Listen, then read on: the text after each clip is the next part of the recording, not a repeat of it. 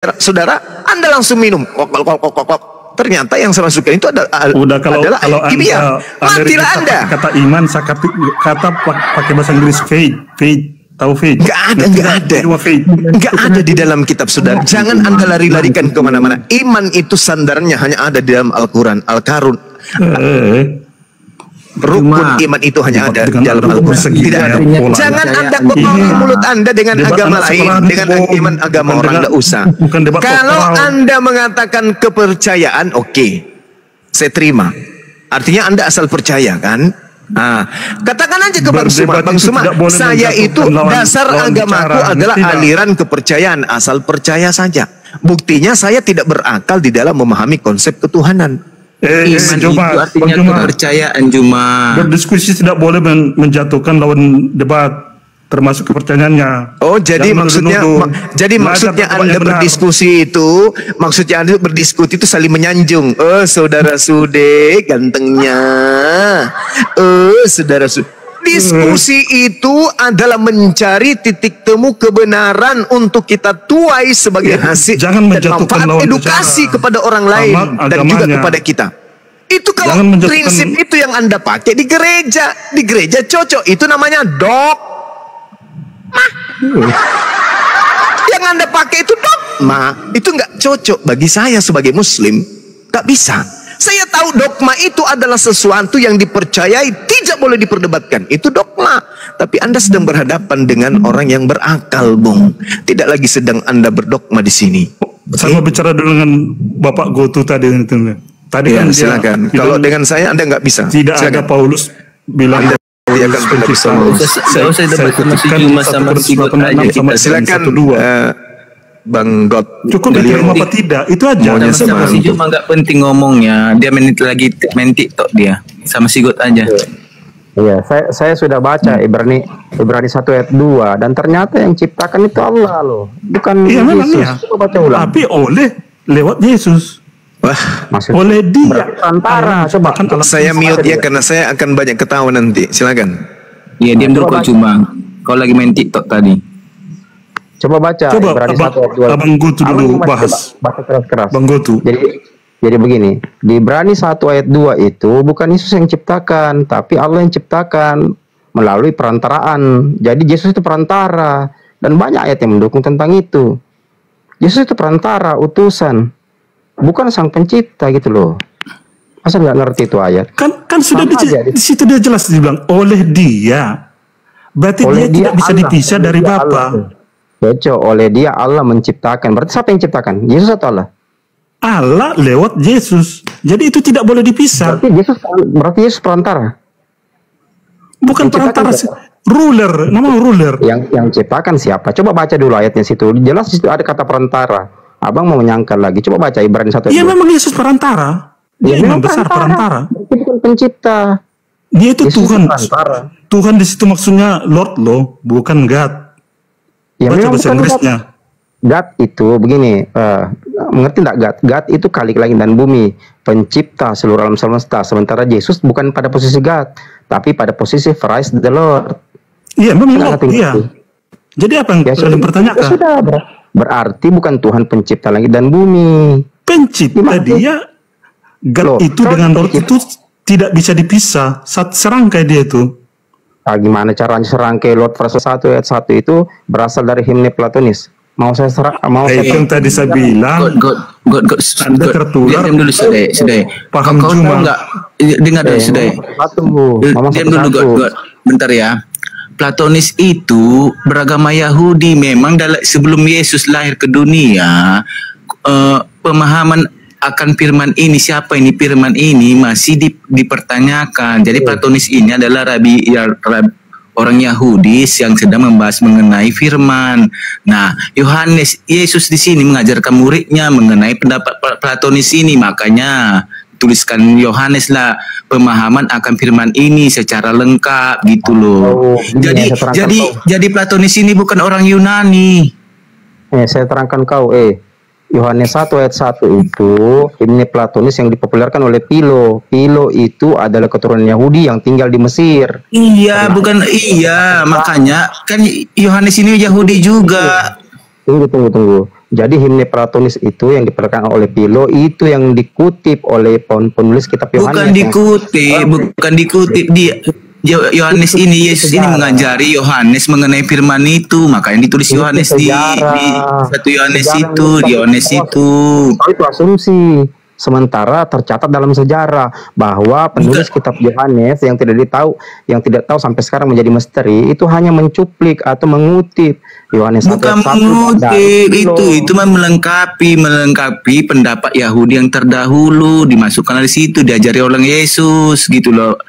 Kapan Yesus ajar? Nah, Yesus belum. Nah, Yohanes itu kan murid Yesus. Yohanes 1 itu gimana sih kau itu? Gimana sih? Ayat berapa Yesus dibaptis? Yohanes itu murid Yesus. Sebagai murid dia wajar dia mencatat, menuliskan semua ajaran Yesus. Jadi Yohanes 1 itu semua ajaran Yesus. Jadi semua ini ajaran Yesus semua. Injil-injil semua ajaran Yesus. Kau ngerti sejarah. Sekarang sama tanya, siapa penulis kitab Yohanes? Kami nggak tahu sejarah, makanya kau pikir. Saya tanya kok, siapa yang menulis kitab Yohanes? Siapa yang Yohanes murid Yesus. Yohanes, kenapa Yohanes? Mana bukti kau? Mana di sini ada Injil Yesus menurut Yohanes. Gimana sih? Jadi karena Yohanes, maksud kau? Nah, coba kau cari sumbernya. Sampai sekarang penulis kitab Yohanes itu ditulis di situ Injil Yohanes. Gimana sih? Injil Yohanes. Kalau Injil God pasti di sini terus Injil God. Injil Yesus menurut God gitu loh. Ini kau udah tulis Injil Yesus menurut Yohanes. Menurut tulisan Yohanes. Itu loh. Jangan mencampur subjektivitas dengan objektivitas. Mana histori sejarahnya? Udah ada judulnya. Yohanes itu menuliskan Injil itu pakai judul. Ini Injil Yesus menurut Yohanes, gitu. Asal kau tahu, histori sejarah menjelaskan bahwa kamu jangan sok-sok tahu sejarah. Kamu nggak tahu sejarah kamu. Kawan-kawan Muslim jangan mencampur subjektivitas dengan objektivitas. Dalam diskusi itu yang dipakai cuma objektivitas. Objektifnya itu percaya atau tidak. Dari kemarin-kemarin ini merasa tahu sejarah, padahal tak tahu apa-apa. Ini campur aduk dengan mengkritik tokohnya. Cukup percaya tidak atau tulisan itu aja. Kalau kau sok tahu kau. Bukan Yohanes yang tulis sampai sekarang masih jangan mengkritik tokohnya. Bukan Yohanes itu nggak penting sama kami. Kami berdasar dari gereja itu sudah ada sejak semula, diwariskan turun-temurun sampai sekarang. Kau itu umur kau berapa? Sok tahu sejarah kau. Gereja Katolik itu sudah melewati berbagai sejarah 2000 tahun, biar kau tahu. Jadi bukan kau lebih tahu daripada gereja Katolik. Ini tempat kok mengkritik tokohnya ya, aneh. Iya makanya. Kalian datang jualan obat. Kalian datang jualan obat soalnya. Kami bisa membuktikan dan menyajikan data. Dengar.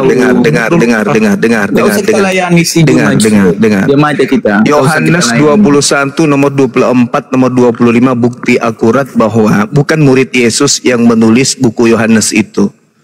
Kalian bisa membaca kan? Kalian masih punya sisa-sisa otak di kepala. Kenapa nggak dipakai sih? Pakai dong sekali-sekali. Bahwa bukti akurat buku Yohanes itu, karangan Yohanes itu bukan tulisan murid Yesus, berdata dalam Yohanes 21 nomor 24 sampai 25. Nah, ini si Sode yang sok tahu ini baru ku kirim kau ke perpustakaan. Sadar kau sekarang.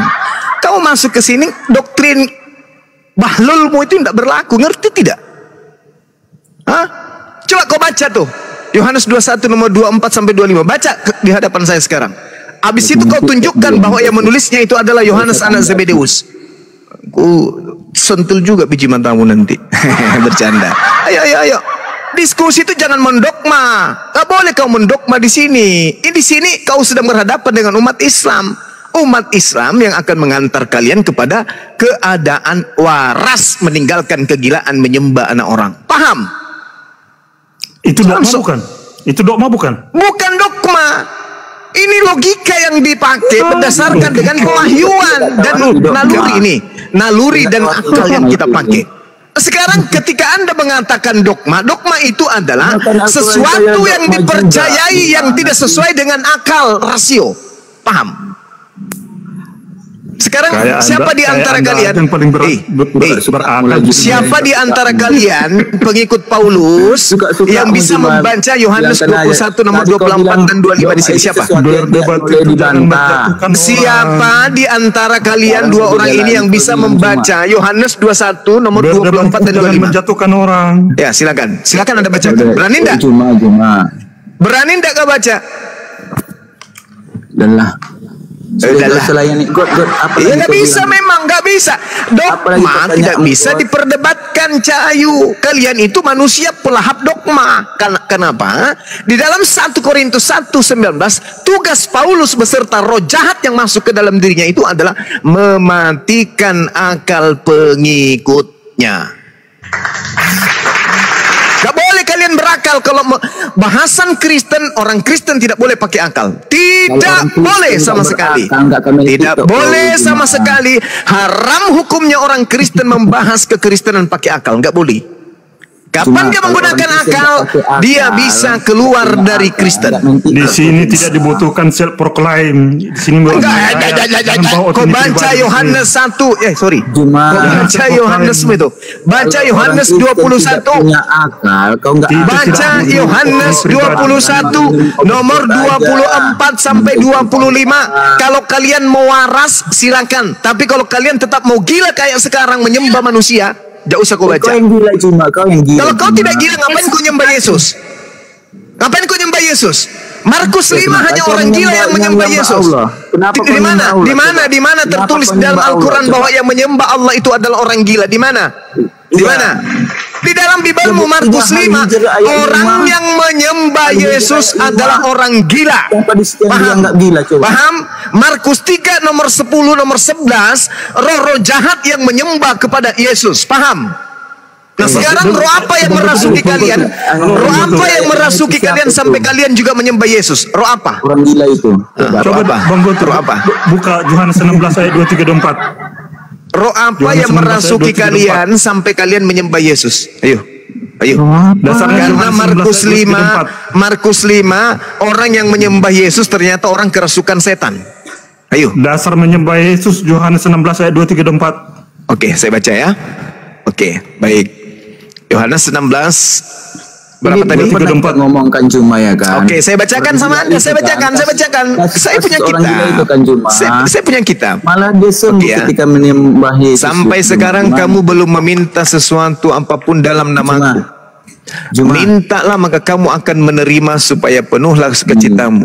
Semuanya ini kukatakan kepadamu dengan kiasan, akan tiba saatnya aku tidak lagi berkata-kata kepadamu dan kiasan, tetapi berterus terang memberitakan Bapa kepadamu. Pada hari itu kamu akan berdoa dalam namaku, dan tidak aku akan katakan padamu bahwa aku meminta bagimu kepada Bapa. Aku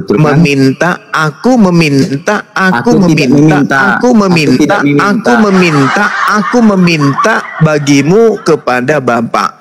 Sebab Bapa sendiri mengasihi kamu, karena kamu telah mengasihi aku dan percaya bahwa aku datang dari Allah. Fokus saja Gak ada yang bisa kamu tipu. Gak bisa kamu menipu kami. Gak bisa. Aku datang dari Bapa dan aku datang ke dalam dunia. Aku meninggalkan dunia pula dan pergi kepada Bapa. Kan sudah kubilang tadi, gunakan akalmu dalam beragama, dan kamu tidak akan mungkin bisa berakal selama kamu masih dalam Kristen. Gak bisa dengar orang lain lawan bicara. Iya. Terus ini dalil, ini sidika mulutnya bicara sampai kuping besar kali. Ini dalil yang kubaca kepada kamu, jelas Yesus meminta kepada siapa? Tapi baca dulu. Yesus meminta kepada siapa? Cahayu. Sebelum Dika, kau diam dulu, Dika. Dika, otakmu nggak ada. Diam aja kamu. Dika, diam. Saya baca ulang. Pada hari itu kamu akan dengar. Pada hari itu kamu akan berdoa dalam namaku. Dan dengar. pada hari itu kamu akan berdoa dalam namaku, dan tidak aku katakan kepadamu bahwa aku meminta bagimu kepada Bapa. Sebab Bapa sendiri, dengar. Tidak dibilang. Sebab. Aku katakan bahwa aku meminta kepada Bapa. Dengar. Sebab Bapa sendiri mengasihi kamu. Dengar. Sebab Bapa sendiri mengasihi kamu karena kamu telah mengasihi aku dan percaya bahwa aku datang daripada Bapa. Kamu ngerti tidak dalil ini? Ngerti tidak dalil ini? Sekarang ayat 24-nya kepada Bapa kan. Tunggu. Kamu ngerti tidak dalil ini? Yang mengabulkan doa di sini siapa? Saya tanya kalian berdua. Ayo bersamaan menjawab. Yang mengabulkan doa di sini siapa? Tinggal kejotok juga kepala kau, Dika. Dika, ku lempar kau sabuk kelapa nanti lama-lama. Langsung ngomong kau. Turunin aja nih satu ini. Turunin aja si Dika ini. Mengganggu. Dia pasir kau. Enggak ada otaknya ini si Dika. Host, turunin aja. Turunin. Suruh ke gereja colopan pendeta. Turun. 4247. Seandainya kamu diam, kamu bisa. Ini turun dulu. Host yang tidur kayaknya. Diam dulu Dika. Diam dulu bos. Diam dulu. Ini dulu si mulut besar ini yang so intelek tapi otaknya enggak ada. Sude. Yang mengabulkan doa di sini siapa, Sude? Yesus lah, gimana sih berdoa dalam nama aku siapa? Sude. Kalau sebenarnya gampang aja saya mengalahkan. Yang saya tanya, Sude jawab ya, Sude tanya ya sejak saya tanya sama. Yang mengabulkan doa di sini siapa? Lihat dulu urutannya. Ini si Dika kenapa sih nggak mau diturunkan Allahu Akbar. Jadi tidak akan sampai turunkan dulu saat ini, mengganggu kali ya Allah yang karim. Ini kayak anjing dia menggonggong terus. Aduh gimana sih? Moderator aku host. Dia udah merusak ke Kristen dia. Biar dibantu host. Lihat dulu aturan main yang dibikin Yesus. Jangan gimana ini? Waduh. Yesus memerintahkan pengikutnya harus berdoa dalam namanya. Iya. Itu baru sah di hadapan Bapa. Kalau tidak melalui Yesus tak boleh. Cek di mana itu tertulis Yesus memerintahkan? Yohanes 16 ayat 2, 3, 4. Ya, coba. Jadi Yesus memerintahkan ya. Kalau berdoa itu menyembah bukan? Baik. Kalau waktu Yesus hidup dia berdoa kepada siapa? Kepada Allahnya. Yesus jadi Yesus punya Tuhan. Punya Allah. Kita konsepnya beda. Tuhan itu Lord. Allah itu God. Allah itu siapa? Allah itu siapa? Yang Allah ya Bapa. Dari mana? Bisa Anda artikan ke sana? Kitab suci mengatakan itu. Di mana ada Allah di Bible-mu? Loh, ini lari lagi ke bahasa kan? Lari terus. Kan udah kita lari lagi. Emang itu harus sumbernya dari sana. Bukan menurut perspektif Islam. Sekarang yang kau sembah yang mana? Yesus atau Bapa? Dua-duanya itu tidak bisa dipisah. Berarti sembahmu. Jadi iya udah. Jadi sembahmu dua. Bukan dua, satu. Ya yang mana kalau satu Bapa atau Yesus? Itu satu hakikat. Satu kesatuan. Jangan memaksa orang sesuai keinginanmu. Pakai bahasa Indonesia. Jangan memaksa orang sesuai keinginanmu. Jangan, nggak maksa. Kamu harus memilih, bukan saya memaksa. Kau harus memilih. Bapak dan Yesus sama atau beda? Ada Banjumak naik. Silakan Banjumak terusin lagi. Udah Pak, ini kena laporan tadi.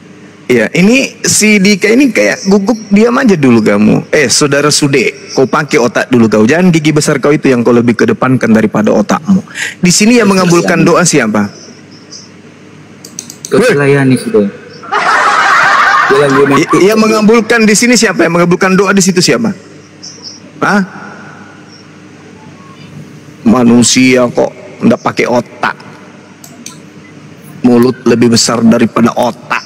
Cuma malikin nasi itu apa artinya cuma? Ini kenapa masih dipertahankan monyet satu ini sih? Enggak, malikin nasi itu apa artinya? Turunin ini sih menggonggong terus ini ya Allah ya karim. Nah gitu dong. Aturan main juga Yesus itu sudah jelas. Sudah. Yang mengabulkan doa berdasarkan Yohanes tadi itu siapa? Bapa. Bukan Yesus kan? Aturan main ada dibikin. tidak sah doa seseorang kalau tidak berdoa atas nama Yesus. Iya tahu. Orang Yahudi harus berdoa melalui Yesus. Maksudnya itu urusan mereka Yahudi. Sabar dulu. Kristus. Kamu nggak masuk di sini. Kau jangan merasa. Dengan agama Yahudi. Kamu jangan merasa. Justru kau itu siapa? Kau itu siapa? Saya pengikut Kristus. Dari mana kau mengatakan kau pengikut Kristus? Menjatuhkan lawan lagi kan? Dari mana kau mengatakan kau itu pengikut Kristus? Yesus datang hanya untuk Bani Israel. Di mana Yesus mengatakan datang untuk kamu? Di mana? Gak ada hak bicara begitu. Ini Yesus mengatakan Matius 15:24, aku diutus hanya kepada domba-domba yang sesat dari umat Israel. Ente siapa? Kok bisa dipercaya itu? Minimal Anda yang percaya, Tuyul. Anda yang harus percaya, bukan saya. Sakuti 1 Korintus 8:6, Anda tidak percaya. Nah, itu aku harus tanya. Roh apa yang merasuki Yesus? Kan begitu. Roh apa yang merasuki Paulus? Karena itu doktrin Paulus. Sementara Matius 15:24 itu pengakuan Yesus berdasarkan penyelidikan orang yang menuliskan buku Matius, meskipun yang menulisnya bukan Matius. Ayo. Sekarang saya tanya bisa Anda mengikuti Alkitab ya, tapi di sisi lain Anda menjatuhkan Alkitab juga. Pola pikir semacam apa itu ya? Lucu orang ini. Lucu orang ini. Saya berbicara berdasarkan dalil.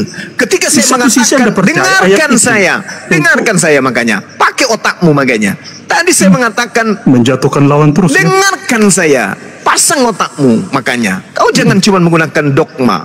Tadi saya mengatakan dengarkan saya, pakai otak mendengarkan. Jangan Anda cuma menggunakan mulut besar, pakai otak. Oke? Saya mengatakan tentang Yohanes, bukan Yohanes yang menulis kitab. Kutunjukkan dalilnya. Yohanes 21 nomor 24 25. Matius bukan juga murid Yesus yang menulis. Buktinya Matius 9 nomor 9. Data kan? Wajar kalau saya mengatakan itu. Anda kutip. Kenapa Anda kutip? Kalau saya kutip untuk menyadarkan ente. La haula wala quwata illa billah. Itu bukan wewenang Anda. Kok bagaimana memang bukan wewenang saya, tapi kita lagi sedang berdiskusi. Iya, makanya tinggal percaya atau tidak, believe it or not. Kok penok? Believe it or not.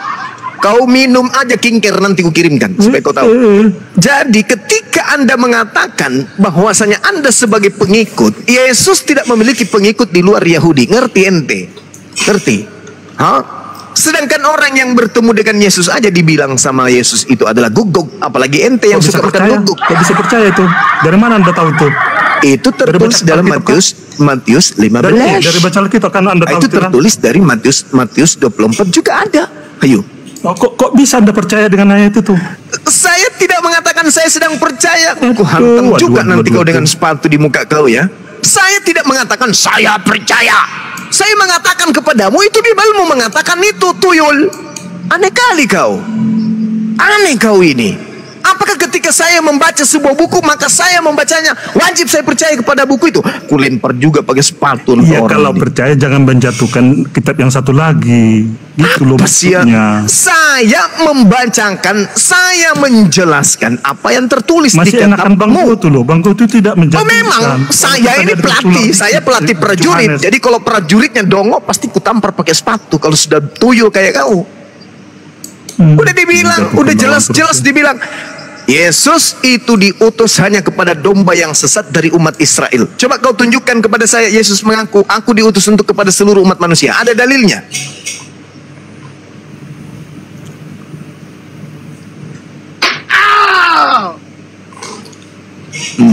Ke perpustakaan kan? Ke perpustakaan. Akal mau dilawan dengan dogma, bagaimana bisa? Tidak bisa kau lawan dogma yang kau bawa itu. Kau mau menghadapi orang yang menggunakan akal, nggak bisa. Nggak cocok. Anda cocoknya di sekolah minggu. Anak-anak mari duduk berbaris, tangan di atas dada, di depan dada, mari kita bernyanyi. Ikuti Bapak ya. Nah, itu cocok. Kamu cocok di situ. Tapi kalau di depan umum seperti ini, dogma itu tidak bisa kamu pakai dalam dunia diskusi. Ngerti kau? Anak-anak, mari kita mendekap tangan untuk memuji kepada Tuhan Yesus. Nah, itu cocok. Di sekolah minggu boleh. Tapi kalau di sini nggak bisa, Bung. Kamu harus melepaskan dogmamu. Kau bertanggung jawab. Ini loh, Bang Jumat. Kalau saya kutipkan nanti kisah para rasul 1 ayat 8 bahwa Injil itu harus beritakan seluruh dunia, nanti kamu bilang Lukas itu siapa? Silakan aja Anda beritakan Injil kepada seluruh dunia, tapi Injil yang mana? Injil yang mana yang Yesus perintahkan untuk diberitakan ke seluruh dunia? Injil Lukas, Injil Markus, Injil Matius, Injil Yohanes, Injil yang mana? Waduh, apakah Yesus ini nggak ngerti ini Injil apa? Mulai dia Injil itu maksudnya Evangelium loh. Mulai dia bukan Injil menurut pengertian. Mulai ngaco lagi. Mulai ngaco. Tadi sudah bagus, mulai ngaco lagi. Apakah Yesus dengar. Di dalam Lukas 1 nomor 8 itu yang Yesus maksud Injil kan? Nah, pertanyaannya, apakah Yesus mengenal Injil Lukas, Markus, Matius, Yohanes? Itu catatan mengenai kabar baik. Mama. Jangan bawa pahammu memahami orang. Kalau kamu mengajarkan tentang dengar. Kalau Anda mengatakan evangelion berarti itu berbicara mengenai Kaisar Agustus.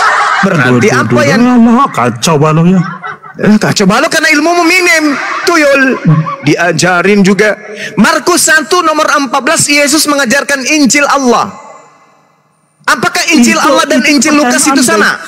Hei. Apakah Injil Allah dan Injil Markus itu sama?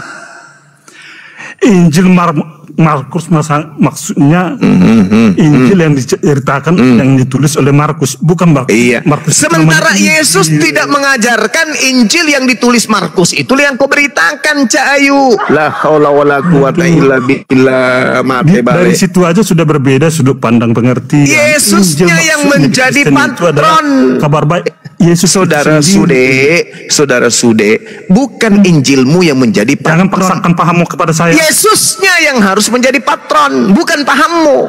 Yesus mengajarkan Injil Allah. Sekarang saya tanya sama saudara, Injil Allah yang dimaksud Yesus itu, Injil Allah yang dimaksud Yesus itu yang mana? Dia sendiri bahwa dari Allah ada datang keselamatan, itulah Injil. Oke, baik. Saya ikutin iramamu nih yang tidak punya warna.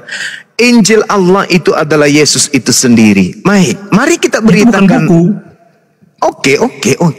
Mari kita beritakan Injil Allah ini ke seluruh penjuru bumi. Apa kata Yesus tentang dirinya? Dia utusan Tuhan atau Tuhan itu sendiri? Jawab. Dia arsala, utusan rasul. Nah, dia rasul. Berarti kita diperintahkan untuk memberitakan ke dunia bahwa Yesus itu adalah rasul. Betul? Iya, betul. Oke, baik. Tepuk tangan. Udah selesai. Kok selesai? Loh, kan cuma rasul. Lucu. Tidak berhenti di situ. Apa? Di mana Yesus? Di mana Yesus mengatakan lebih dari itu? Baca Wahyu 22 ayat 13. Wahyu. Kamu penyakitnya yang menjatuhkan ini kan penulis. Yesus ini mau dipercaya sebagai rasul atau mau dipercaya sebagai Tuhan? Dia itu nabi, utusan, rasul, semua diborong, anak Allah. Yesusnya yang harus mengatakan, bukan ente. Jangan kau ngaram bebas. Yesus. Saya tanya, Juma percaya enggak dengan ucapan Yesus Yohanes 10 ayat 36? Saya percaya. Baca. Yohanes berapa? 10 ayat 36. Yohanes 10 nomor 36. Ya, saya percaya, betul. Tapi ingat, ulangi membaca dari 34. Coba baca. Nanti baca juga Markus 14 ayat 6. Tunggu. Anda mundur di 34-nya. Anda yang baca. Saya baca 36-nya, Anda baca 34-nya. 34 dan 35 Anda baca, saya 36-nya. Ayo, silakan. Anda dulu, karena 34 dulu baru sampai ke 36. Silakan. Ayo.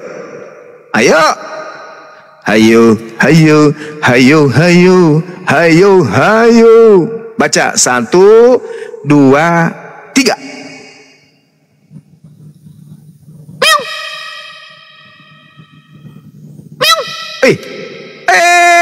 Malah ke perpustakaan kucluk. Disuruh baca malah lari ke perpustakaan. Kaget kamu, kaget. Ternyata yang saya hadapi ini pendetanya pendeta. Kaget. Sadar kau? Sadar? Sok kali. Sadar. Mampus. Oh, ternyata di 34-nya, 35-nya rontok lah 36-nya.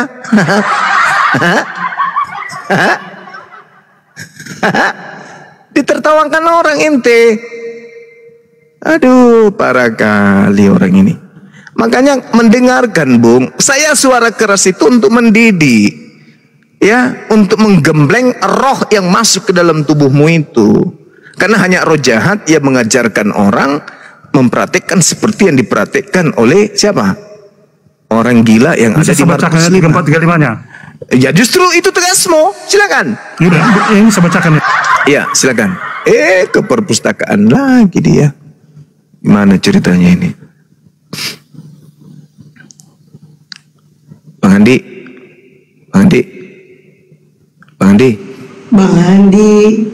Bang Andi punya daun sirih nggak? Adanya daun singkong gua. Daun sirih ada nggak? Daun singkong aja. Rendam air, kasih garam sedikit. Bang, Anda membaca kami gak dengar. Kok nggak dengar? Ya lu gue pakai dupai satu yang nggak bisa kebaca, bro. Nggak dengar kami kok ngomong apa. Katanya tadi saya suruh bacakan Yohanes 10:34-35. Iya, kami gak dengar. Sebaiknya kau siapkan Bible yang berbentuk. Bang Sugi bacakan. Merokok Pak De kenal Pak De, peringatan Pak De. Kalau kamu masuk ke aplikasi lain, suaramu nggak dengar, bos. Makanya Bible itu ada di kepala gitu loh. Ya udah, makanya Bang Sugi bacakan. Di dalam kitab Taurat kamu, dengar. Bukankah ada tertulis di dalam kitab Taurat kamu, aku berfirman kamu adalah Allah. Jikalau kepada siapa firman itu disampaikan disebut Allah. Tuh bunyinya. Ya. Ya, saya Islam udah hafal Bible, kau nggak hafal gimana? Sekarang ayat 36-nya. Apa? Musa juga coba, disebut Elohim. Ayo. Bang Sugi baca. Katanya suara saya tadi nggak terdengar. Aduh, kok dihapus? Pak De lah tadi tuh. Gara-gara smoking. Bang Juma kena lagi. Atau siapa yang bisa baca? Orang kena. Bacain, Esti bacain. Aku lagi ngerekam Bang Andi. Apa dibacain, bro? Gue bantu lo. Yohanes 10:36.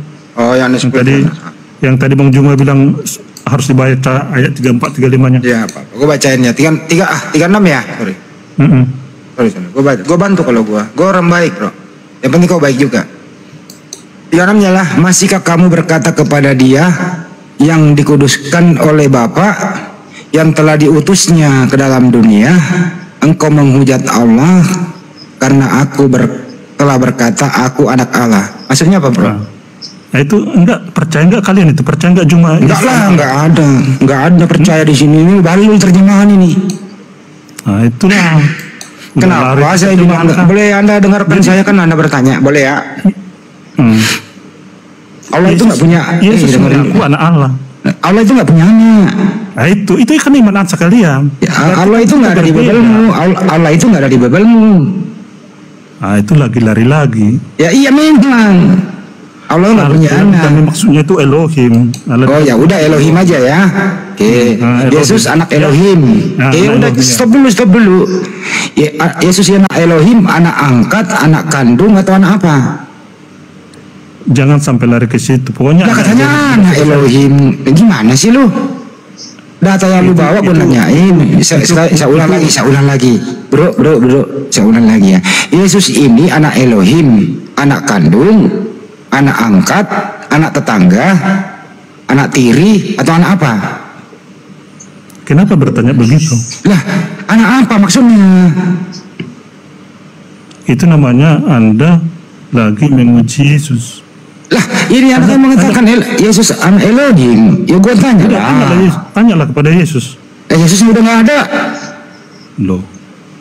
Jadi jangan bertanya yang macam-macam lagi. Lah dari mana kau percaya kalau Yesus itu anak Elohim? Siapa yang ngasih tahu lu? Dia yang mengatakan. Oke, kalau begitu anak apa maksudnya, anak kandung gitu?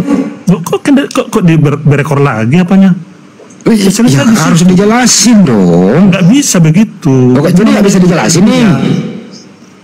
Jadi nggak bisa dijelasin. Ya udah, kita melanjut kalau nggak bisa dijelasin. Ini belum. Ya udah, kalau nggak bisa dijelasin terus kita lanjut ya. Udah, di sini, dengerin di sini. Di sini ada Elohim, di sini ada Yesus, betul? Yang mana yang kau sembah? Dua-duanya. Berarti sembahanmu dua? Enggak dua, itu satu kesatuan. Dan bisa ngomong dua. Abang ini sehat apa sakit sih? Jangan memaksa orang. Saya ulang lagi. Dalam bahasa Ibrani itu Adonai. Adonai itu apa?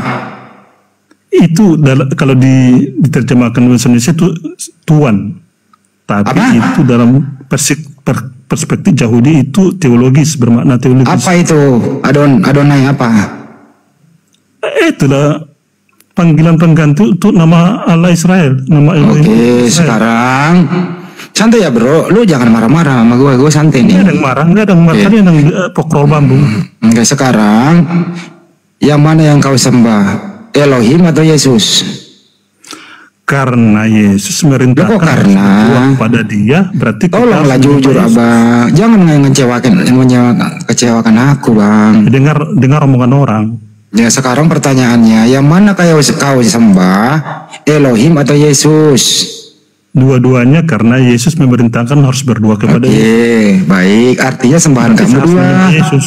Berarti sembahan Anda itu dua, betul? Mau 2 mau 100 orang Yesus memerintahkan. Ya 2 aja lah, jangan 100, 2 aja udah. Mau 1000 juga boleh, enggak apa-apa. Yang mana nih, 1000 apa 2 nih? 2, bilang ya udah 2 cukup. Kita tanda tangan ya 2 ya sembahanmu ya. Jangan memaksa orang. Pokoknya ya udah nggak maksa. Kau tinggal jujur, sembahan saya 2 cukup. Oke. Udah. Ya udah selesai kalau sembahanmu 2. Jadi apa yang mau bertanyakan lagi? Ya santai dulu. Silakan Pak De. Ya itu. Kenapa Pak De? Diaktifkan dulu, terus baru disetel iklan. Oh Pak De ngomong siapa itu? Jadi kalau sembahanmu 2 ya oke. Ya udah, jadi apa yang mau ditanya? Kalau Elohim sama Yesus itu sama atau beda ya? Keyakinan kami itu adalah satu kesatuan, satu hati. Saya nggak biasa. Pertanyaannya gini, bukan begitu. Dengerin baik-baik. Yesus dan Elohim itu sama atau berbeda? Berbeda, tapi satu kesatuan. Berbeda, tapi disatukan. Kita kan mengajarkan itu. Elohim, Bapa bukan anak bukan Roh Kudus, Roh Kudus bukan Bapa. Pinter. Kan? Jadi ketiga-tiganya berbeda. Berbeda tapi satu kesatuan ehad. Satu kesatuan ehad itu artinya apa? Esa. Esa artinya apa? Ya Esa udah. Ya Esa artinya apa? Jangan bawa lari ke bilangan matematika, jangan dimatematika-kan. Ya kan cuma nanya bang, abang ini kok ditanya susah amat sih? Sudah. Misalnya sila Pancasila ya, pertama ketuhanan yang Maha Esa. Esa artinya apa di situ? Esa udah. Artinya apa Esa? Esa ya udah Esa. Artinya apa? Bukan artinya lagi. Esa. Iya artinya apa Esa bro? Maha Tuhan. Apa lagi? Ya udah, Bang Juma udah diakui sembahnya ada 2. Yesus dan Elohim. Namanya Kristen kan 3. Nambah lagi 3. 3 wajib 3. Kalian kok memaksa orang sesuai keinginan Anda ya? Aneh. Bukan memaksa orang, itu fakta kok. Loh. Itu tertulis di Alkitab, tinggal Anda percaya atau tidak. Iya, saya percaya Tuhanmu 3. Kok jadi masalah sih? Ribet siapa yang Tuhan 3? Loh, Yesus Tuhan kan? Ngerti nggak ada 3 kata Tuhan dan Allah? Nah, itu 3 pribadi. Udah 3 pribadi. Berarti Tuhanmu 3 pribadi kan? Yang bilang tadi, Anda tadi bilang Tuhan 3. Siapa yang bilang Tuhan 3? Saya tanya, Tuhanmu 3 pribadi kan? Anda tidak ngerti istilah Tuhan. Saya ulang lagi, Tuhanmu 3 pribadi kan? Anda tahu nggak Tuhan di Kristen itu? Nggak usah jangan pakai cara-cara Paulus nipu di sini. Saya tanya, Tuhanmu 3 pribadi kan? Tuhan sudah kalau 3 pribadi itu ada berapa namanya?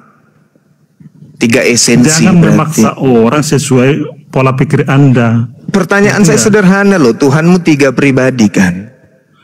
Anda sendiri tidak tahu terminologi Tuhan di Kristen. Tuhan Anda tiga pribadi kan? Tuhan dalam Kristen apa? Dari kata apa? Tuhan Anda tiga pribadi kan? Tuhan dari kata apa? Tuhan Anda tiga pribadi. Tuhan kan? dari kata apa di Kristen? Pribadi dalam keesaan. Tiga pribadi dalam keesaan. Esa itu artinya apa? Anda sendiri tidak bisa menjawab Tuhan dari kata apa di? Nggak usah terlalu banyak cakap kan. Anda masih besar mengenai tidak ada Tuhan otak gitu. menuduh. Ya. Anda dapat memahami pribadi dan karya Allah Tritunggal itu melalui Alkitab. Tuhanmu itu tiga pribadi kan? Julian lagi lanjut Julian sama Bang Juma. Sudah diam dulu. Silakan Julian. Tuhanmu tiga pribadi kan? Iya kan? Iya dong. Iya kan? Apa bedanya dengan Trimurti? Bedanya dengan Trimurti apa? Sama Bang dengan Trisula. Trinitas bukan triteis loh. Loh. Tiga pribadi. Yesus bukan Bapa, Bapa bukan Yesus, Yesus bukan Roh Kudus, Roh Kudus bukan Bapa, Roh Kudus bukan Yesus. Mereka adalah pribadi-pribadi yang berbeda satu sama lain. Iya. Iya kan?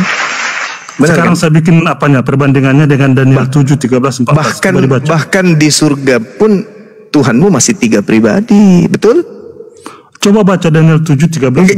Jangan bawa kitabnya orang. Di kitabnya orang tidak ada Trinitas, tidak ada Trikwek-kwek, nggak ada. Jangan campur adukan. 33 ayat 6 jangan campur adukan agama Yahudi dengan agama kalian. Mazmur 33 ayat 6 tidak ada hubungannya kemudian agama orang dengan agamamu. Orang Yahudi Shema Israel Adonai Eloheinu Adonai Ahad. Itu aja yang perlu kamu paham. Nah makanya Anda tidak mengimani itu. Anda tidak jangan bawa-bawa itu. Ini kami sedang mengungkapkan data dalil yang ada di dalam kitab yang Anda gunakan. Baca Mazmur 33 ayat 6 bahwa itu Tritunggal. Di mana ada Tritunggal di dalam kitabnya orang Yahudi? Baca Mazmur 33 ayat 6. Ayo coba kamu baca ke saya. Masa jauh-jauh Bang. Tadi saya katanya nggak kedengaran. Baca. Saya nggak katanya nggak kedengaran suara saya. Iya, kamu baca. Karena saya harus mesti keluar dulu. Berarti Anda tidak menguasai dong kalau begitu. Saya kan nggak harus hafal dia itu kan saya ingat semua kunci-kuncinya. Jadi ketika saya mau apa yang Anda bilang tadi? Mazmur berapa? Mazmur 33 ayat 6. Oleh firman Tuhan telah dijadikan oleh napas dari mulutnya segala tentaranya. Apa? Kenapa tentara? Tentara apa? Di situ ada 3 istilah. Firman, Tuhan, dan napas. Napas itu di dalam apanya itu adalah roh. Aduh, mulut. Tuh, kamu tidak bawa mulutnya. Mulut. Di situ juga ada istilah mulut. Emang iya? Berarti ada berapa? Berarti ada berapa? Identitas ada firman, Tuhan, napas, mulut. Ikut lagi satu, tentara. Tentara juga Tuhan. Itu tentaranya. Apa? Mana mungkin ada napas, mana mungkin ada kemudian firman, kau tak ada mulut. Berarti 4. Ada saja. Otak kau itu gimana sih kau itu? Pandai-pandaian bawa sekarang kitabnya. Baca Daniel 7:13-14. Lari kemana-mana orang ini. Loh, karena itu dasar Yesus dihumati. Bukan. Dasarnya otak kau itu Kristen itu makhluk yang datang kepada Paulus ngaku Yesus. Itu dasarnya. Sampai kau kemana-mana ngambil pembenaran. Santun bicara. Kamu itu kesana kemari mengambil pembenaran akibat daripada makhluk yang datang kepada Paulus mengaku Yesus. Akulah Yesus yang kau aniaya. Atau siapa itu yang datang mengaku Yesus? Akulah Yesus yang kau aniaya. Itu siapa? Siapa itu yang bersuara kayak gitu ke Paulus? Nangis. Lari sih. Masalah anak. Iya lari takut. Ayo, saudara Julian, siapa itu yang mengaku akulah Yesus yang kau aniaya? Sudah ya tadi. Saudara nggak usah jauh-jauh. Buka Alkitab pada awal aja udah ada itu namanya Tritunggal. Pandai kali kau ngomong. Itu kitabnya orang kau artikan seenak perut kamu. Kitabnya Yahudi yang ngerti yang buka aja Kejadian 1. Itu Yahudi punya kitab. Dia yang mengerti original teksnya, tidak memahami trinitas, trikwek-kwek. Ente yang hanya umat terjemahan yang hidup 2000 tahun setelahnya, seenak perut Anda menggunakan dalil itu untuk menjadikan Tuhanmu yang dari Roma itu menjadi 3 adalah 1. Gimana sih? Ayolah, kita bahas aja dulu. Yang membuat kalian jadi Kristen itu kan gara-gara makhluk yang datang kepada Paulus. Kejadian 1 ayat 1 sampai 3. Udah gitu aja simpel. Itu kitabnya agama Yahudi, Bung. Yang punya kitab agama Yahudi. Lalu siapa punya kitab itu? Kitabnya siapa itu? Itu kitabnya siapa? Tanya Yahudi. Lucu Anda. Udahlah ya. Jadi kalau Anda hanya datang untuk mendengarkan aja. Kalau nggak bisa sebagai narasumber, diam-diam aja. Mending kita bahas King Care. Oke? Ya biar kita glowing ya. Daripada bicara tapi tidak ada ilmu. Sama tadi siapa? Sode besar mulut tapi kosong.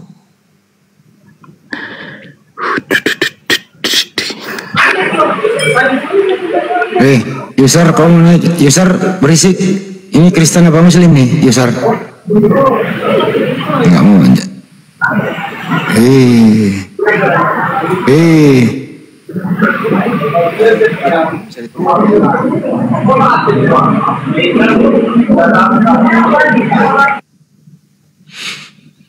Ayo Bang Andi, lanjut Bang Andi.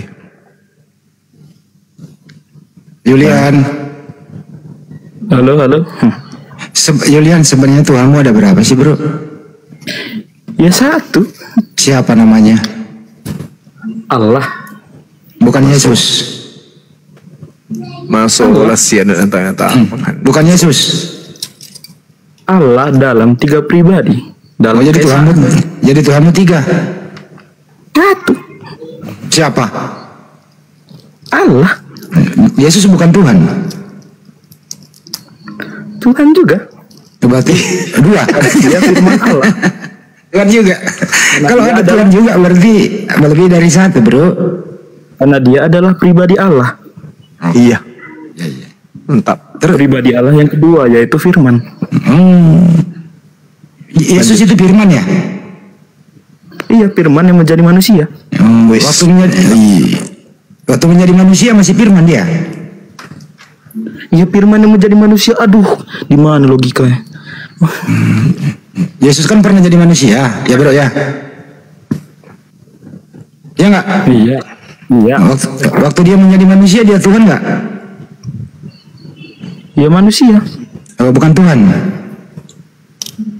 Pribadi Allah yang turun ke bumi. Iya, Tuhan apa bukan?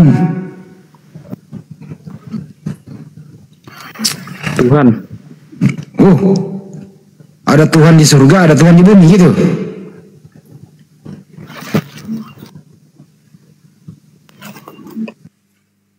Memang rusak akalnya. Ini Paulus memang ini rusak akal orang ya. Gue kasihan sama lu Bro Pade. Solang rusak itu akal, gak solang akalnya. Ya. Bukan gitu sebenarnya. Banyak ayat-ayat yang menunjukkan ketertinggalan. Ini kemat dari kira tuh. Banyak ayat-ayat yang menunjukkan ketertinggalan itu. Seolah kira naik. Itu memang Paulus jago memang dia itu. Waktu dia menjadi Saulus dia membunuh fisik. Setelah dia menjadi Paulus dia membunuh akal. Iya. Pembinasa keji. Iya. Makanya itu yang mau dicari. Siapa itu yang datang mengaku akulah Yesus yang kau niaya? Itu siapa? Siapa itu? Kalau itu Yesus, kenapa? Kalau itu Yesus, kenapa ajaran Paulus berbeda dengan ajaran Yesus? Nah itu dia. Mestinya kan sinkron, kan gitu. Betul. Yesus Matius 8:4 memerintahkan mempersembahkan hewan untuk menebus dosa. Kenapa nak berubah? Justru dia yang mati dibunuh. Iya, justru jadi korban. Mending kalau gitu dikutuk anak orang di tiang salib. Jadi penebusan dosa dihidupkan kembali menjadi Tuhan. Yang lucu itu ditanya, Yesus bagaimana caranya untuk masuk surga, bos? Gampang. Bagaimana caranya? Jangan kau membunuh. Itu dia jawab, jangan kau membunuh. Kalau kau mau masuk surga, jangan kau membunuh. Kenapa peliknya di dalam Kejadian Galatia 3 nomor 13 mati untuk dibunuh untuk menebus dosa? Kenapa bisa begitu? Berarti bertentangan dengan yang dibilang tadi. Muridnya bertanya, guru, kenapa kok? Bagaimana caranya supaya bisa masuk surga? Jangan kau membunuh. Oh begitu, iya. Kenapa pelik orang kau suruh bunuh dirimu, baru alasannya orang kau bunuh dirimu supaya kau masuk surga? Cambalian tu pale otak mau bikin Kamase menrase nak muda Kawase nak katu Sulawesi. Katanya jangan membunuh untuk masuk surga. Tiba-tiba dia minta dibunuh supaya memasukkan orang ke surga. Ini berarti siapa ini yang datang kepada Paulus ini? Ini mau ditanya ini, siapa ini? Akulah Yesus manusia dari Nazaret yang kau aniaya. Nah, benarkah itu Yesus? Karena dari situlah cikal bakalnya kemudian pengajaran tauhid, pengajaran samawi, ajaran para nabi berubah 386 7,3 derajat Celcius. Iya, bayangkan saja di dalam Yeremia 1 nomor 2, perintahkan kepada orang Israel apabila dia ingin mempersembahkan kurban, persembahan kepada Tuhan, ajarlah mereka untuk melakukannya dengan menggunakan hewan ternak, kambing, domba, lembu, sapi. Itu kata Tuhan. Tiba-tiba ada roh datang kepada Paulus mengaku kemudian, akulah Yesus yang kau aniaya. Dari sejak itu kemudian Paulus menulis 13 buku. Muncullah itu buku-buku yang mengatakan dengan Yesus Kristus mati terkutuk di atas tiang salib dengan cara terkutuk untuk menebus dosa kita. Sebab ada tertulis, terkutuklah orang yang mati digantung di atas tiang salib. Ini ilmu dari mana kok tiba-tiba berubah? Yesus tiba-tiba menjadi orang yang dipakai untuk menebus dosa, jadi tumbal. Ini ilmu dari mana ini? Dari roh yang mengaku, akulah Yesus yang kau aniaya. Dari roh itu, dari makhluk itu perkara mula itu di situ. Awalnya itu di situ. Sampai semuanya jadi berubah seketika. Siapa makhluk yang datang mengaku Yesus ini? Ayo, ada yang bisa jawab? Kan juga Yesus berpesan, kalau ada yang melihat Yesus di sana di sini jangan kau percaya, betul ya? Jangan kau percaya, betul. Matius 24 nomor 24. Apabila jadi jika ada orang yang berkata ada Mesias di sana, jangan kau percaya, jangan kau pergi ke sana. Jika ada yang mengaku bertemu dengan Mesias, jangan kau percaya. Camkanlah. Sebab Mesias palsu dan nabi-nabi palsu akan datang menyesatkan banyak orang dengan menggunakan mukjizat, sehingga orang pilihan pun bisa disesatkan olehnya. Camkanlah, aku sudah mengatakannya kepadamu. Jadi apabila ada orang yang berkata bertemu dengan Yesus di padang gurun, jangan kau percaya. Bertemu Yesus dalam bilik, jangan kau percaya. Sebab kedatanganku yang kedua nanti ditandai dengan cahaya yang berkilat. Alhamdulillah, yang bercahaya dari timur sampai ke barat. Nah, jangan kau percaya. Belum lagi Bang Handi, di dalam Kisah Para Rasul 1 nomor 11, Yesus yang kau lihat yang terangkat ke langit dengan jasadnya akan datang kedua kalinya turun dengan jasadnya juga. Nah, apakah yang mengaku akulah Yesus yang kau aniaya itu dengan jasadnya atau hanya suara saja? Suara saja. Suara saja. Berarti itu bukan Yesus. Ayo. Nah, magan ya kuma pakkoiro. Di ka masolang utai na taro. Menrasa. Magan kasihan Julian. Julian pakailah akalmu, Bro. Menrasa itu hadir. Julian, kita itu ingin Anda itu selamat. Ya selamat bahwa Tuhan itu cuma satu. Yesus itu kalau Anda anggap anaknya Maria ya utusan Tuhan, mengajari Bani Israel untuk menyembah Tuhan. Sederhana loh hidup ini Julian. Jangan kau mengikuti ajaran-ajaran orang yang merusak akalmu, bro. Setuju Julian? Terima kasih. Kalau tidak setuju, kita sambut dulu yang baru naik. Ajan 137 atau Noin, silakan. Assalamualaikum. Waalaikumsalam. Muslim bang? Alhamdulillah Muslim bang. Ya. Ada yang tidak ingin ditanyakan, silakan. Enggak, cuma pengen dengar aja Bang Zuma. Ya kalau gitu untuk dibawa aja nanti dulu ya. Ya ada room tempat buat teman kita Kristen gitu ya, Pak Ajan ya. Ya bang. Ya bang. Makasih bang. Bang Noin, selamat malam. Halo, Noin. Waduh, Noin. Waduh. Julian dibuka minyak bro. Apa yang kamu nanya aja deh. Aduh. Kalau kamu bertanya aja daripada kalau ditanya susah jawabnya kau ah. Kalau umat Islam ditanya mengenai konsep ketuhanan, anak kelas 2 SD ulang sekolah ditanya tentang ketuhanan, lancar jawabannya dibanding profesor Kristen keluar dari mengajar di kampus ditanya tentang konsep ketuhanan. Lebih enak didengarkan kelas 2 SD Muslim jawabannya tuntas dibanding profesor yang Kristen menjawab Tuhanmu konsep ketuhanan. Iya, karena mereka ngomong cuma Tuhannya Allah, udah selesai. Iya, kalau kamu Tuhanmu 3 jadi sulit. Udah ngapain sama-sama anak 2 SD yang Islam? Ya justru itu lebih pintar anak SD Islam daripada profesor Kristen tentang ketuhanan ya. Tuhanmu siapa? Allah, udah selesai. Iya memang begitu, jangan dipersulit atuh Neng.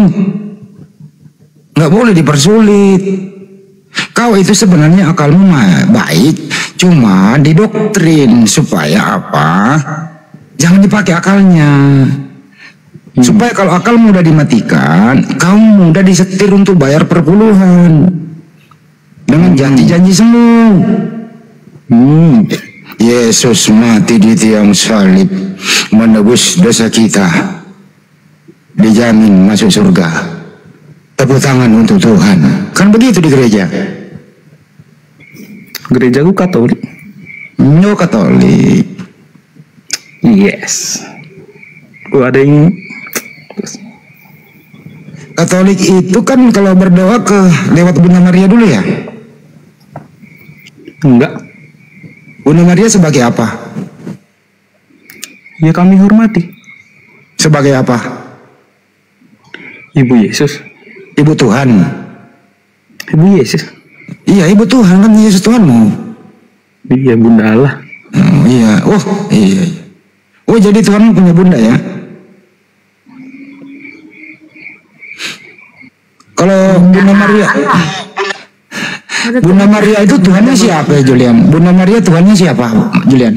Tiasan. Enggak, Bunda Maria itu Tuhannya nama siapa?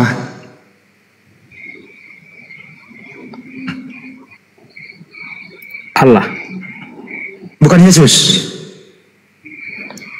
Allah. Oh ya, Tuhanmu Allah, bukan Yesus. Allah tiga pribadi dalam keesaan. Siapa itu? 3 pribadi itu? Dalam nama Bapa dan Putra dan Roh Kudus. Amin. Tuhannya Bunda Maria yang mana? Allah. Beda dong Tuhanmu dengan Tuhannya Maria. Allah. Enggak, gini lah Julian. Tuhan kamu sama Tuhan Maria sama enggak? Sama. Ya, Tuhan kamu siapa? Allah. Tuhannya Maria? Allah. Berarti Yesus bukan Tuhan. Ya, Yesus pribadi Allah. Ya kan Yesus laki-laki punya fisik bro. Allah enggak. Dia kan firman yang turun menjadi manusia. Enggak, sekarang udah di surga ini. Iya, Dia duduk di sebelah kanan Allah. Oke, di surga itu Yesus itu masih anaknya Maria atau bukan lagi? Kalau itu belum saya pahami sih, cuma yang pasti itu pribadi Allah itu aja.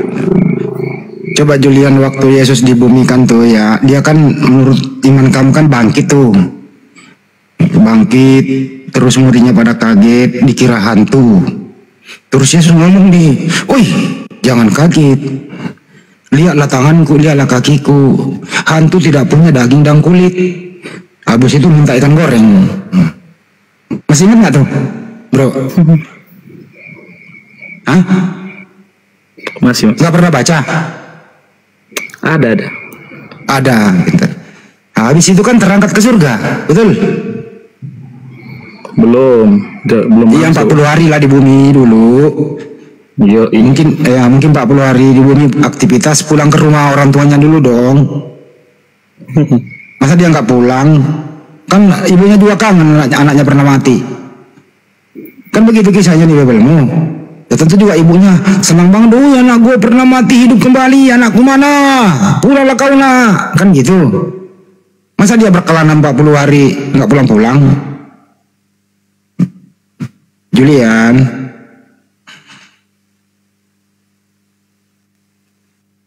Julian mah mic-nya dimatiin lagi Julian. Enggak gimana? mati. Kira-kira pulang nggak tuh 40 hari? Pulang ke rumah atau berkelana? Sabar. Kan 40 hari sesudah. Gimana?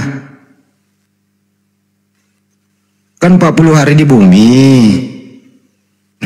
Apa dia pulang ke rumah atau dia nginep di rumah temennya gitu loh? Nggak mungkin dong dia nggak di lapangan terus kehujanan. 40 hari loh sebelum terangkat. Ya nggak dijelasin semua gitu lah bang di Alkitab. Tapi dia terangkat sama fisiknya toh? Iya. Nah, berarti di surga itu Yesus masih punya fisik, anaknya Maria itu.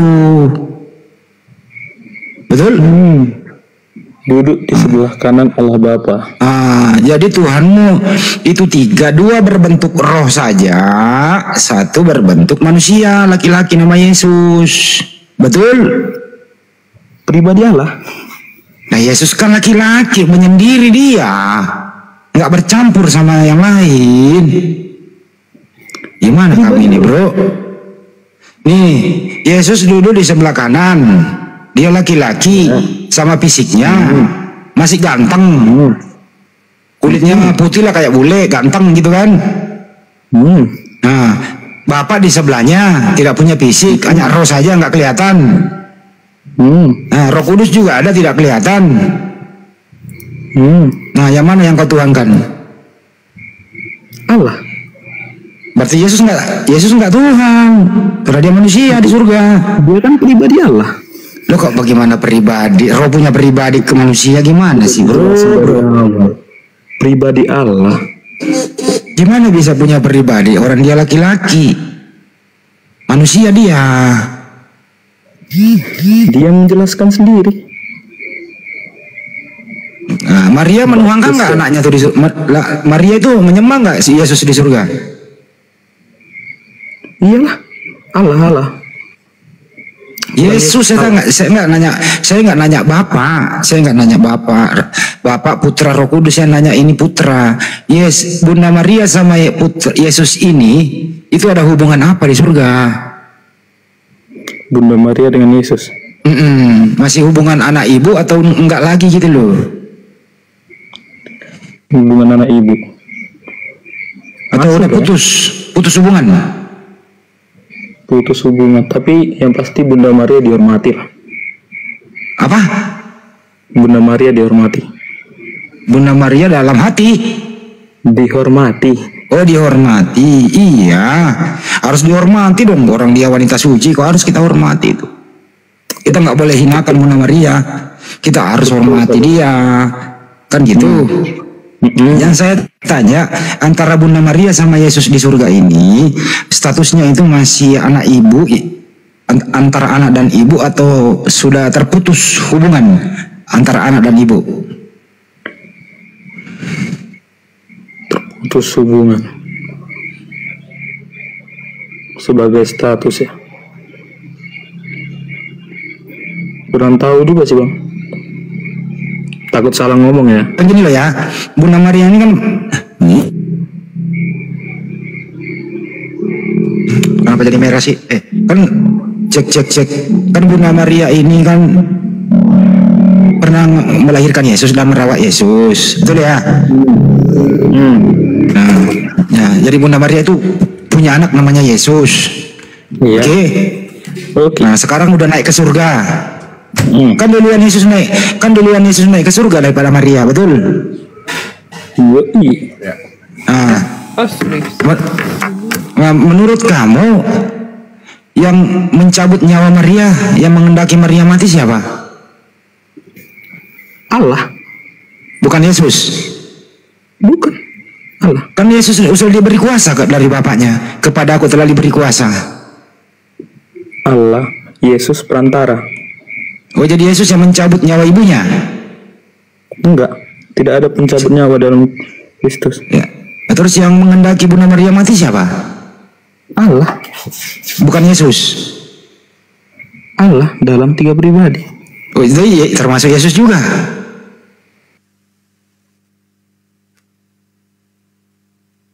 Gimana itu, Pak?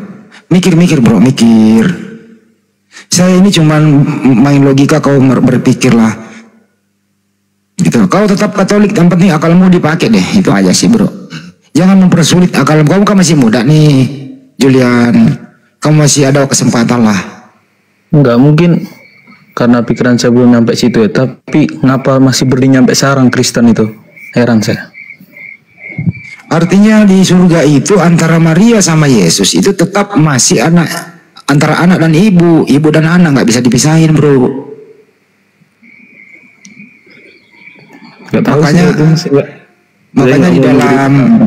Makanya di dalam Katolik itu ada namanya apa itu? Doa ke Maria ya. Apa sih namanya istilahnya Katolik itu bro? Doa Rosario ya? Iya, Rosario. Rosario artinya apa itu? Ke Bunda Maria ya? Apa bukan? Ya Pak Denny Katolik ya Pak Denny, gimana tuh Pak Denny? Nggak, aku udah ada denom aku. Selamat sore dulu semuanya ya. Oh, non denom aku. Menurut Pak Denny itu Yesus sama Maria di surga itu masih status anak ibu atau udah putus hubungan? Putus hubungan. Kalau menurutku status anak ibu cuma ada di bumi. Status di surga itu Tuhan dan umatnya aja. Oh, berarti anak Bunda Maria hilang. Status di surga hilang. Oh, hilang di mana itu anak Maria itu? Ya, karena di surga itu nggak ada cerita bapak ibu anak itu nggak ada lagi. Yang ada cuman saudara atau Tuhan dengan umatnya. Oh, jadi anak ibu itu statusnya dicabut. Itu cuma di bumi aja. Yang ada bapak sama anak, ibu sama anak itu cuma di bumi. Oh, jadi Maria sama Yesus di surga itu mantan ibu gitu ya? Ya, boleh dibilang begitu, boleh. Oke, mantan anak dia. Jadi tetap Yesus asli di bumi dan di surga, Maria asli di bumi dan di surga. Di bumi anak ibu, di surga udah dicabut statusnya sebagai anak ibu. Jadi boleh dikatakan mantan anak ibu, kan gitu ya? Boleh. Oke, sip. Pak Denny jujur, cepat gitu loh. Kalau jujur kayak gini kan nggak kalau aku kan nggak suka muter-muter, kau kan langsung jawab biasanya. Iya, bagusan jujur. Kita kalau udah jujur gitu nggak ditanya lagi, selesai kan gitu. Biarlah netizen yang menilai. Kan gitu nanya diskusi. Itu Julian tuh, dengar Pak Denny tuh.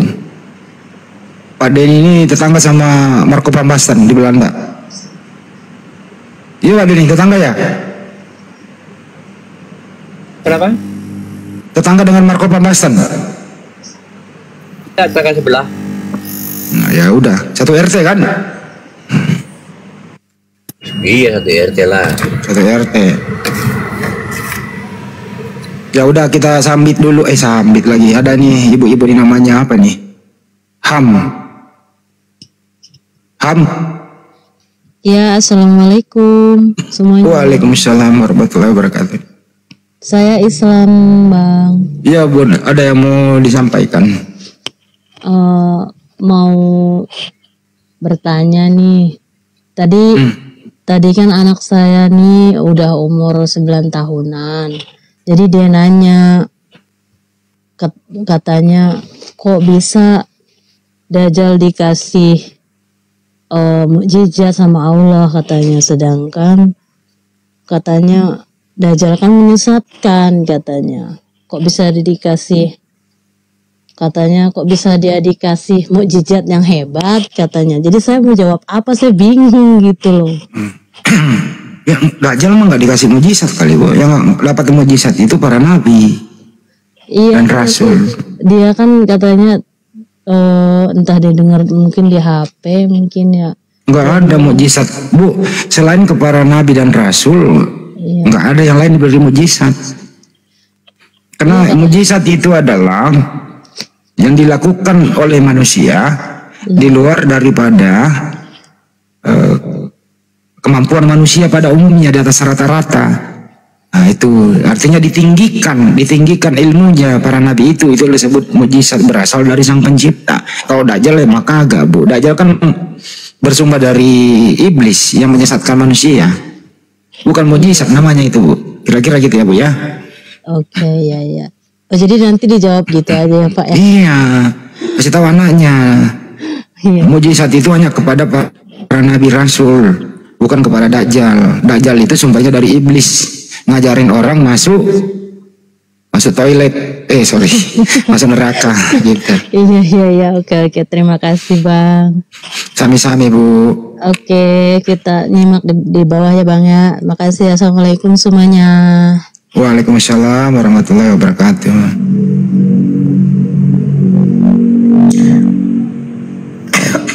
Oh, selanjut sama Bunda Ramah. Saya mau minum kopi dulu campur apa ya bagusnya ya? Aku sih sehari-hari minyak rem. Aku coba campur madu deh. Enak nggak ya? Ya kalau madu enak atuh. Ya, mungkin saya bicara sedikit ini masalah ketuhanan. Mangga Kang. Ya, ini kenapa ada kerancuan? Sebenarnya begini, kalau kita bicara tentang ketuhanan itu ada 3 pandangan yang boleh dikatakan pandangan ini menjadi pemahaman dari hampir semua agama. Yang pertama itu teisme, yang kedua deisme, dan yang ketiga panteisme. Nah, ini yang bikin rancu sebenarnya ajaran Kristen ketika ketiga ini digabung menjadi satu, seperti ajaran Tripitaka begitu. Kenapa begitu?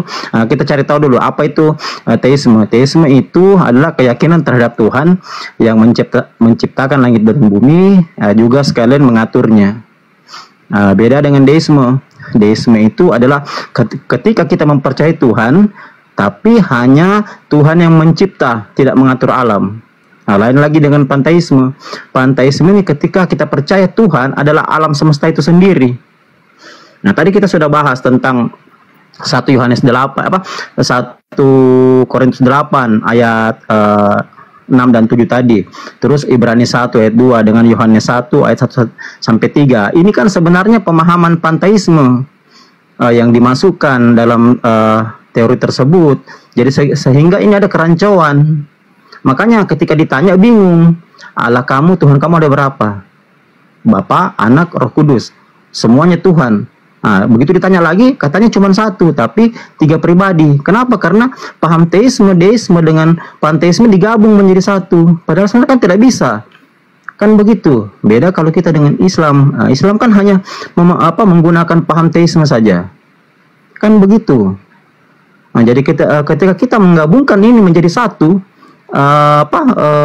ikat begitu, ini ada kerancuan. Kenapa? Karena memang pemahamannya ini berbeda. Yang berbeda disatukan menjadi 1. Nah, makanya kalau kita baca Yohanes 1 ayat 3, ini kan sebenarnya paham ini yang terpakai dalam Yohanes 1 ayat 3 itu. Begitu juga dengan Ibrani 1 ayat 2 dengan 1 Yohanes 8 ayat 6 dan 7. Kan seperti itu. Jadi yang perlu kita kaji bersama, kenapa sampai paham ini terpakai tiga-tiga dalam kekristenan. Kan awal mulanya awal mulanya kan memang dari Tritunggal itu, dari jalan Tertullianus itu. Jadi kalau kita kaji berarti ini memang bukan apalagi bukan perintah Yesus atau bukan perintah murid-murid Yesus, tapi ini perintah manusia. Nah sekarang Yesus sudah berkata bahwa kalau kita menggunakan paham manusia itu berarti bukan mencari kerajaan surga, karena dia sudah berkata kepada bangsa Yahudi, bangsa ini memuliakan aku dan bibirnya, tetapi hatinya jauh daripadaku. Percuma mereka beribadah kepadaku, sedangkan ajaran yang mereka ajarkan adalah perintah manusia.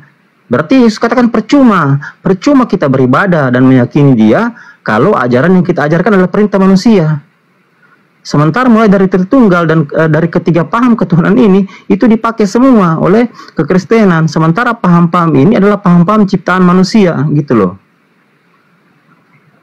Nah kalau kita pelajari awal dari Tritunggal, ini kan sebenarnya tidak diajarkan oleh Yesus, tidak diajarkan juga oleh Paulus, tapi justru diajarkan oleh seorang jauh gitu, yang jauh. Boleh saya potong? Iya, silakan. Kamu tadi barusan bilang ajaran Tritunggal itu bukan diajarkan oleh Tuhan Yesus, itu diajarkan. Katakan justru itu Tuhan Yesus pernah berkata, baptislah di dalam nama Bapa dan Putra dan Roh Kudus. Itu Tritunggal itu artinya. Ya, saya mengajarkan. Saya mengerti itu. Jadi begini, ketika di Matius 28 ayat 19 dan 20 dikatakan seperti itu oleh Yesus, pergilah jadikanlah semua bangsa muridku dan baptislah mereka dalam nama Bapa, Putra dan Roh Kudus. Ini kita harus bisa pahami. Di sini Yesus hanya menyuruh membaptis, bukan mengajari paham Tritunggal. Nah, iya, dia bicara Tritunggal itu. Dia bicara Bapa, Putra dan Roh Kudus. Dia ngomong Bapa, Putra dan Roh Kudus itu Tritunggal itu. Kok gimana sih? Sekarang begini, Bapak baca pengakuan iman rasuli kan? Iya, baca. Pokoknya kita jangan off topic. Topiknya ini aja. Aku sedang menjelaskan bahwa Yesus bilang baptislah mereka di dalam nama Bapa dan Putra dan Roh Kudus. Pada saat dia bilang Bapa dan Putra dan Roh Kudus itu Tritunggal. Udah silakan dilanjut. Begini, jadi kalau dikatakan Bapa, Putra dan Roh Kudus, dibaptis dalam nama Bapa, Putra dan Roh Kudus, apakah itu satu hakikat?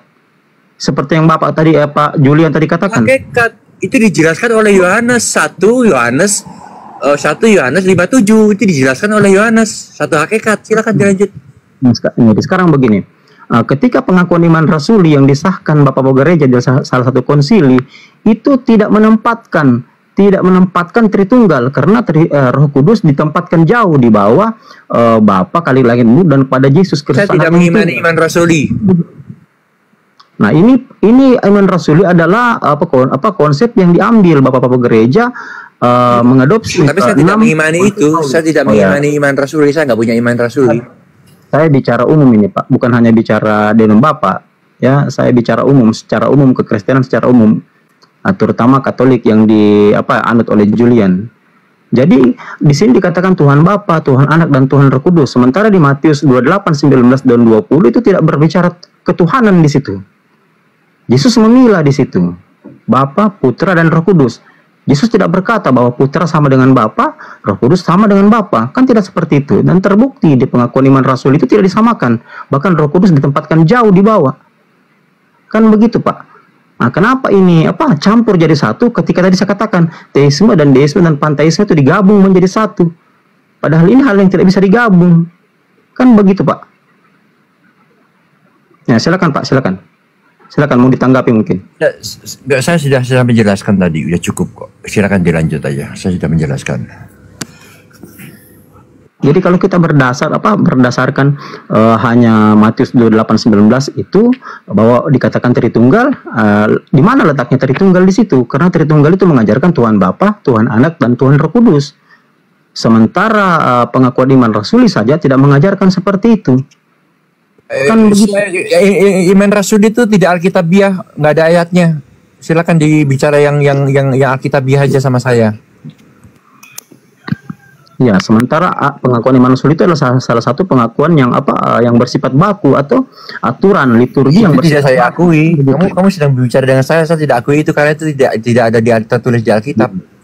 Saya berbicara secara umum ini, Pak. Bukan bicara dinum, secara umum kekristenan. Ya, dari awal kekristenan itu.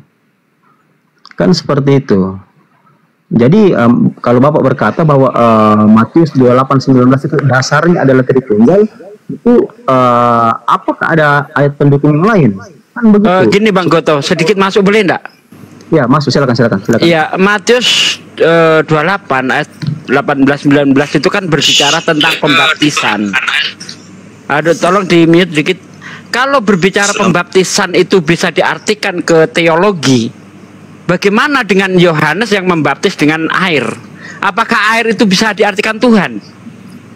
Ya, di dalam Yohanes, di dalam Matius 3 itu di ayat 11, aku membaptis kamu dengan air sebagai tanda pertobatan, tetapi ia yang datang kemudian daripadaku lebih berkuasa daripadaku, dan aku tidak layak melepaskan kasutnya. Ia akan membaptis kamu dengan Roh Kudus dan dengan api.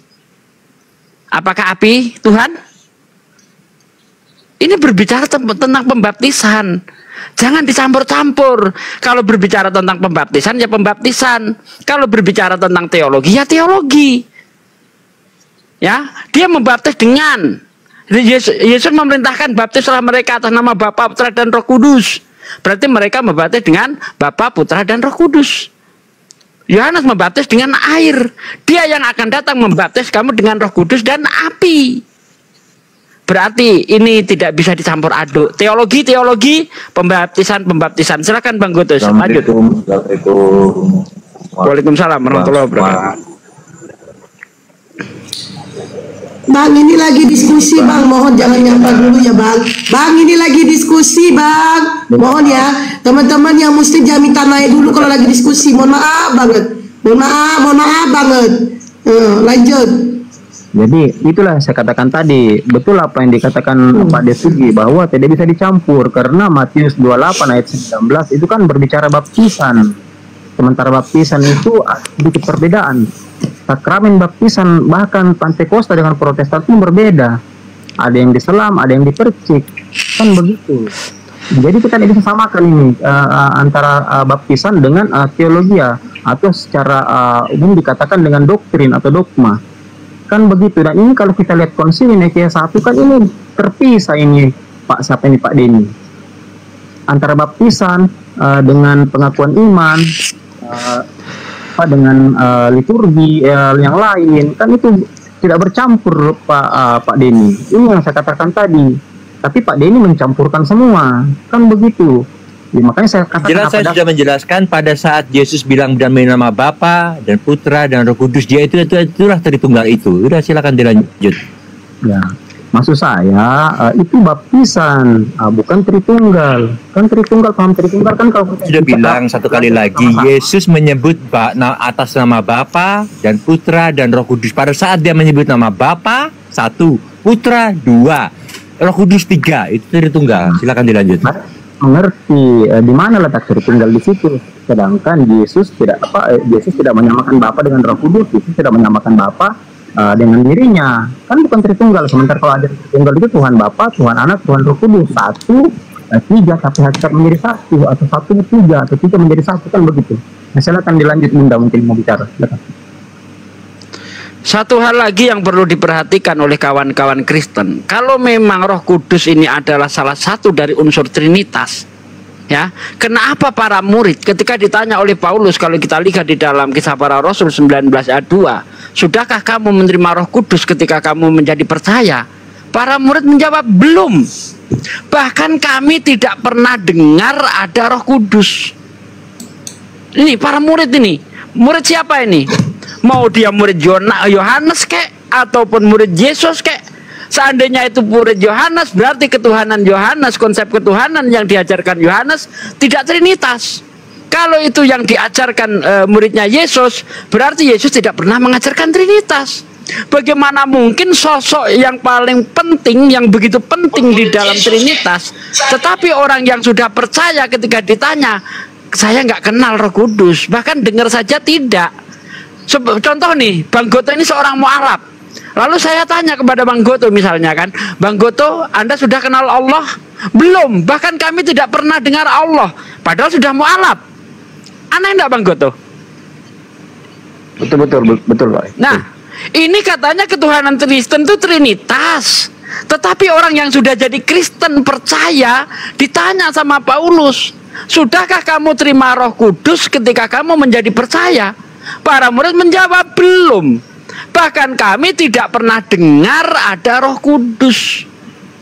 Aneh kan? Katanya dia Tuhan, Roh Kudus itu Tuhan.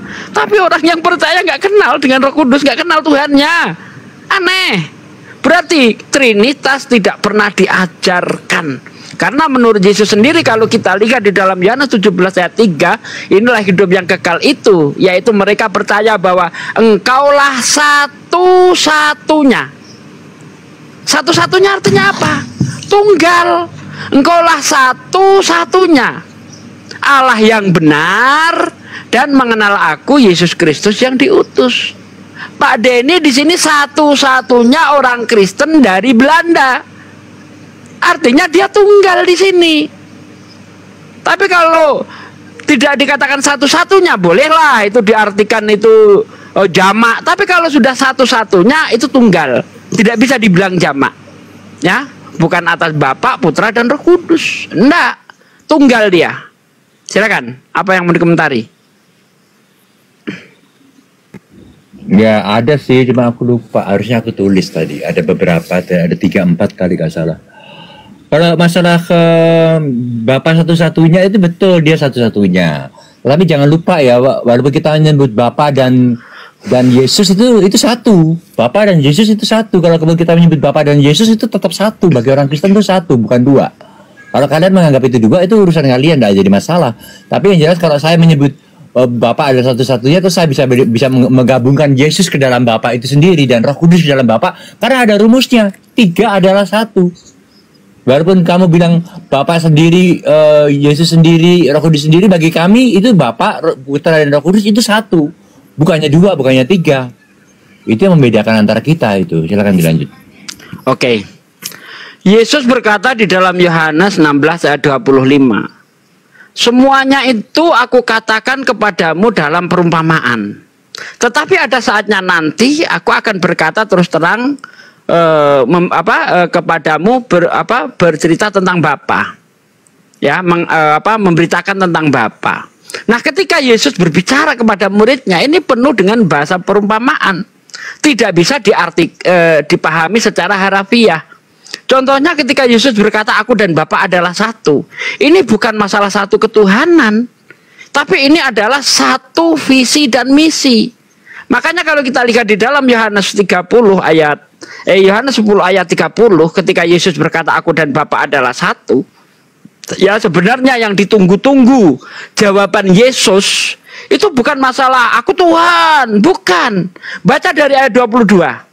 Ya, ketika Yesus itu berjalan-jalan di Serambi Salomo, lalu orang-orang Yahudi itu berkata, berapa lama lagi aku harus menunggu?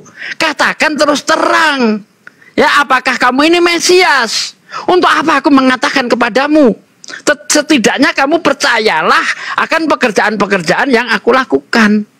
Karena pekerjaan-pekerjaan itulah yang bersaksi tentang aku, kata Yesus. Nah, ternyata pekerjaan-pekerjaan yang dia lakukan itu, kalau kita lihat di dalam Yohanes 5 ayat 36, aku mempunyai kesaksian yang lebih penting daripada kesaksian Yohanes, yaitu pekerjaan-pekerjaan Bapa yang diberikan kepadaku supaya aku mengerjakannya. Pekerjaan itulah yang bersaksi tentang aku, bahwa Bapa yang mengutus aku.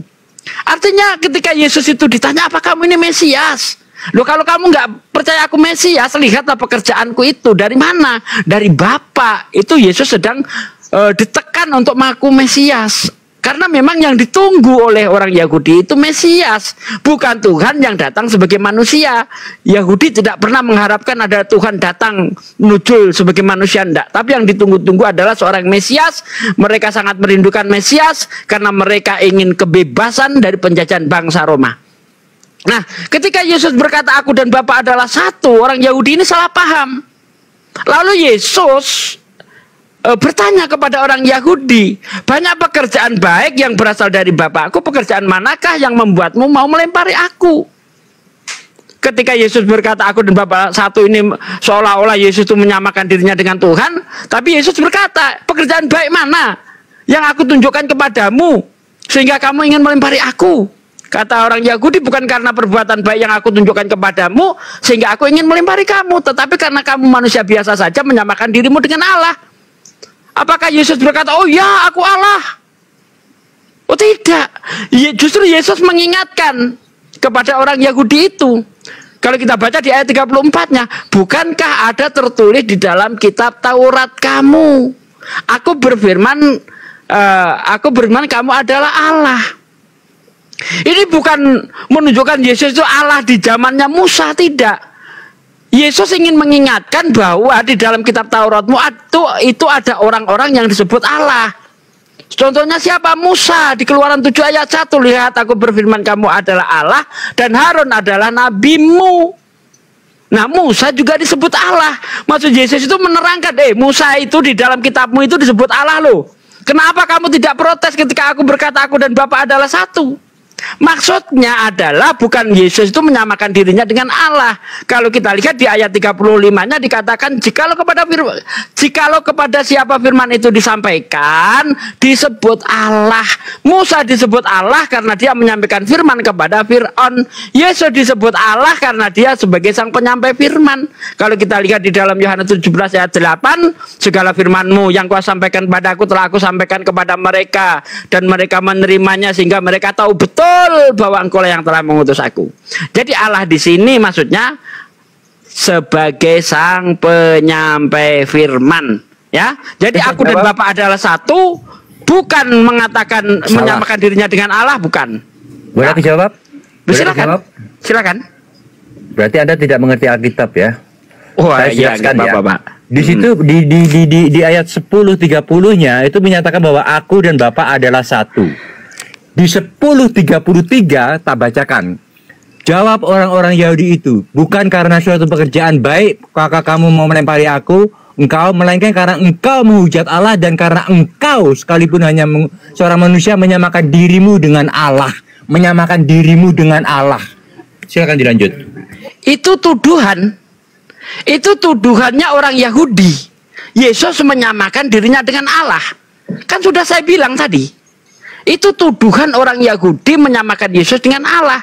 Apakah Yesus mengiyakan? Ya, apakah Yesus mengiyakan tuduhan iya aku Allah? Tidak. Justru Yesus mengingatkan kepada orang Yahudi, Pak. Baca ayat 34. Bukankah ada tertulis di dalam kitab Taurat kamu, Aku berfirman kamu adalah Allah? Bukankah yang sudah tertulis tidak dapat dibatalkan? Nah, mengingatkan ini loh, di kitabmu, kitab Taurat itu ada orang yang dijadikan Allah oleh Allah. Siapa? Musa. Keluaran 7 ayat 1. Kenapa kamu nggak protes? Katanya kan, seolah-olah seperti itulah. Kenapa kamu nggak melempari Musa batu ketika Musa dijadikan Allah?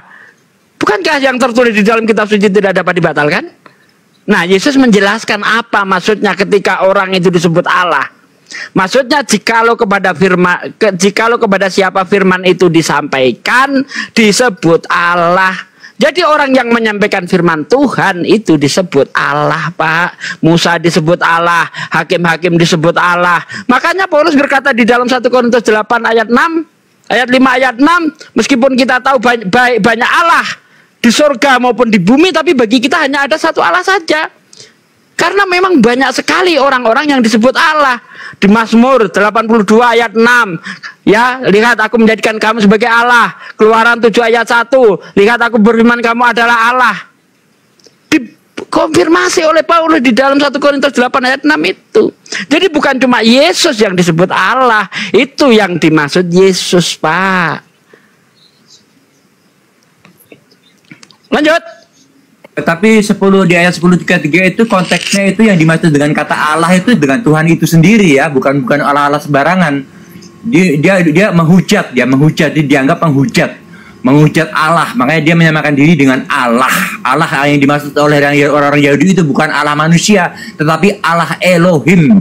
Itu Allah Sang Maha Pencipta, Sang Maha Kuasa, itu yang dimaksud oleh mereka. Itu 10:30 itu begitu ceritanya. Silakan dilanjut. Iya, terserah itu mau dia karena memang Yahudi itu sebenarnya hanya ingin cari gara-gara saja. Ya, ingin cari gara-gara saja bagaimana supaya bisa membunuh Yesus. Tetapi apakah Yesus itu membenarkan tuduhan itu? Itu yang jadi masalah. Ternyata Yesus tidak membenarkan tuduhan itu. Justru Yesus mengingatkan kepada orang Yahudi, di dalam kitab Tauratmu itu Musa juga disebut Allah. Apa maksudnya ketika Musa itu disebut Allah? Ya kan? Di ayat 35, kepada siapa firman itu disampaikan, dia itu disebut Allah. Yesus itu Allah bukan sebagai sang pencipta yang dimaksud Yesus, tetapi dia adalah sang penyampai firman. Kalau tuduhannya Yahudi, ya terserah dia mau menuduh apapun. Apakah setiap tuduhan itu pasti benar? Kan tidak. Ya, itu hanya tuduhan saja. Karena orang Yahudi itu sangat benci dengan Yesus. Apalagi kalau kita lihat di dalam Yohanes 11 itu, bagaimana orang Yahudi dan Imam Kayafas itu ingin membunuh Yesus karena Yesus mampu melakukan mukjizat-mukjizat. Ya, sehingga banyak orang yang percaya mengikuti Yesus. Nah, disinilah yang menimbulkan kekhawatiran bagi Imam Kayafas itu.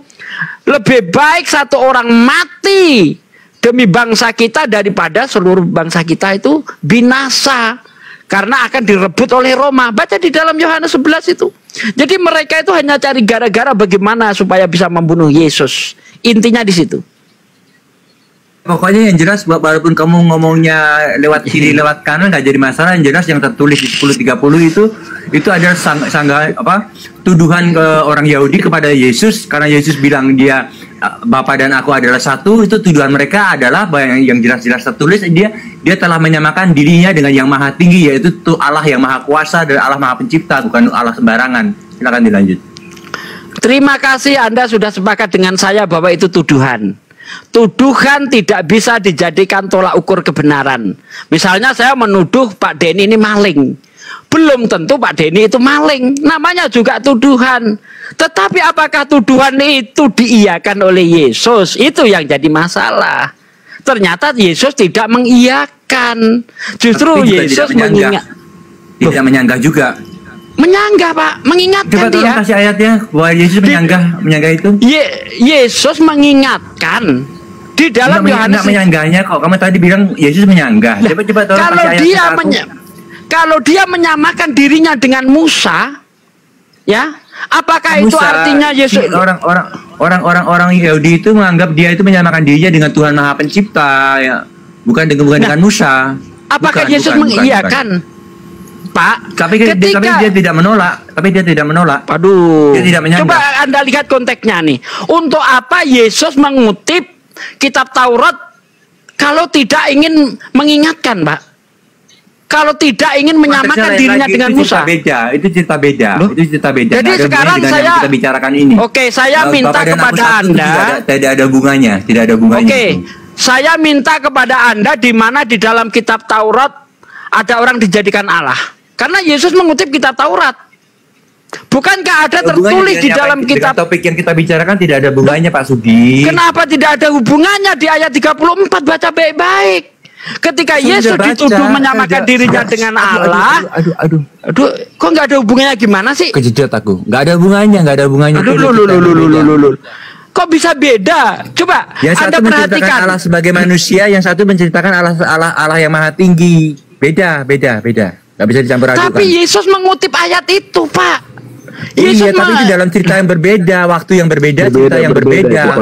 Berbedanya di mana? Cerita yang berbeda, nggak ada hubungannya. Pak.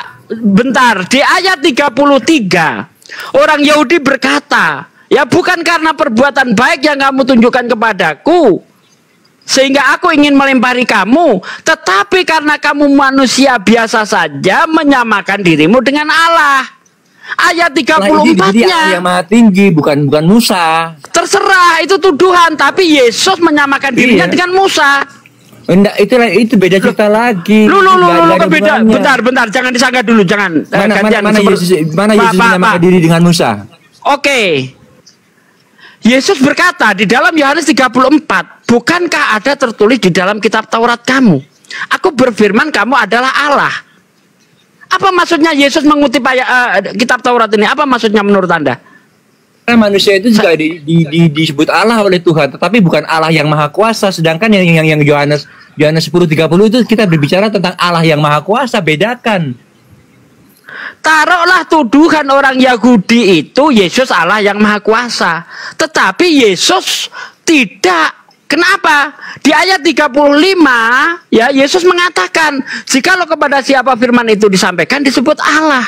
Artinya Yesus ini menyamakan dirinya dengan Musa. Kalau tidak, ngapain Yesus mengutip-ngutip yang tertulis di dalam kitab Taurat untuk orang Yahudi? Apa maksudnya? Coba jawab pertanyaan saya. Apa maksudnya Yesus mengutip ketika dia dituduh menyamakan dirinya dengan Allah Sang Pencipta? Ngapain Yesus mengutip kitab Taurat yang tertulis manusia dijadikan Allah? Apa maksudnya? Dia sedang menjelaskan bahwa manusia itu juga bisa disebut Allah. Bukan Allah yang maha kuasa. Sedangkan orang Yahudi itu menganggap Yesus itu menyamakan dirinya dengan Allah yang maha kuasa. Bedakan antara Allah manusia dan Allah yang maha kuasa. Beda. Nah, Yesus, tuduhan orang Yahudi menyamakan Yesus itu dengan Allah yang maha kuasa. Oke. Oh, kita okein. Tetapi Yesus mengingatkan kepada orang Yahudi, di dalam kitab Tauratmu itu ada juga orang disebut Allah. Kenapa kamu tidak protes ketika Musa disebut Allah? Kenapa kamu protes? Makanya dibaca. Kenapa aku bentar Pak. Makanya kita lihat di ayat 36-nya ya. Nih ayat 36 nih, Yohanes 10 ayat 36. Nih, setelah mengingatkan kepada orang Yahudi, apa yang dikatakan Yesus? Ya, di ayat 36 itu, masihkah kamu berkata kepada Dia yang dikuduskan oleh Bapa dan yang telah diutusnya ke dalam dunia, engkau menghujat Allah? Tengok, ini setelah Yesus menerangkan bahwa orang-orang yang dijadikan utusan Tuhan juga bisa disebut sebagai Tuhan, masihkah kau di ayat 36-nya ini, kalau kita ganti bahasa kita, masihkah kau mengatakan aku ini menghujat Allah setelah diterangkan seperti itu? Ini nih ayat 36 nih. Masihkah kamu berkata kepada Dia ini maksudnya Yesus, yang dikuduskan oleh Bapa dan yang telah diutusnya ke dalam dunia,